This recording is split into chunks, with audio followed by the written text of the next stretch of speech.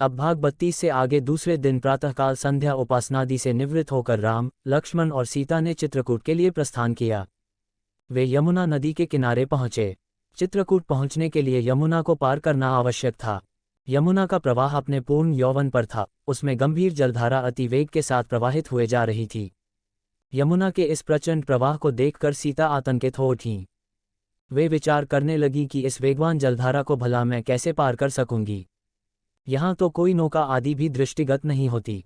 यमुना की तरंगें इतनी ऊंची उठ रही थीं मानो वे आपस में आकाश को स्पर्श करने की होड़ लगा रही हों। इस स्थिति को देखकर थोड़ी देर तक राम और लक्ष्मण ने परस्पर विचार विमर्श किया। फिर लक्ष्मण वन में से कुछ बांस, लकड़ी और लताएं तोड़ लाए। उन्होंने बांस और लकड़ियों को लताओं से बांधकर तात्कालिक रूप से उपयोग करने योग्य एक नौका का निर्माण किया। उसमें एक आसन भी सीता के बैठने के लिए बनाया गया। फिर उन्होंने को यमुना में उतार दिया। रामचंद्र ने सीता को भुजाओं में उठाकर उस नौका में बिठाया। अपने तथा लक्ष्मण के वक्कलों को भी नौका में रख दिया। तत्पश्चात दोनों भाइयों ने तैरते हुए नाव को आगे धकेलना आरंभ किया। नाव मंझधार में पहुंचकर वेगवती लहरों के झकोरों के कारण ऊपर नीचे होने लगी। इस स्थिति में जानकी आकाश की ओर देखकर परमात्मा से प्रार्थना करने लगी, हे ईश्वर, हमें कुशलतापूर्वक पार पहुंचा दे। मैं यह व्रत लेती हूं कि वनवास की अवधि समाप्त करके लौटने पर मैं यहाँ यज्ञ करूंगी। कुछ ही काल में समस्त बाधाओं को पार करती हुई नौका यमुना के दूसरे तट पर पहुंच गई। नौका को यमुना के तट पर ही छोड़ वे तीनों एक सघन श्यामवट वृक्ष के नीचे विश्राम करने उद्देश्य से बैठ गए।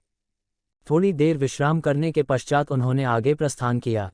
चलते चलते वे ऐसे स्थान पर पहुंचे जहां मयूर अपनी मधुर ध्वनि से संपूर्ण वातावरण को आह्लादित कर रहे थे।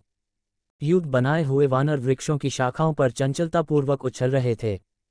भगवान भास्कर भी अस्ताचल के द्वार पर जा पहुंचे थे। लालिमा से युक्त सूर्य की रक्तिम किरणें पर्वतों की चोटियों को स्वर्णमय बना रहे थे। कुछ ही काल में सूर्यदेव ने अपनी किरणों को समेट लिया है।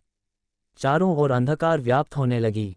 सीता तथा लक्ष्मण की सहमति प्राप्त कर राम ने वहीं विश्राम करने का निर्णय किया। वह अति रमणीक स्थान यमुना के समतल तट पर स्थित था। सबने यमुना में स्नान किया और उसी के तट पर संध्योपासना की। उसके पश्चात लक्ष्मण ने राम और सीता के लिए तृण की शैयाओं का निर्माण किया और वहीं उन्होंने रात्रि व्यतीत की। इसी आगे का वृतांत अगले भाग में। रामायण के सभी भाग सुनने के लिए हमारे चैनल को सब्सक्राइब करें।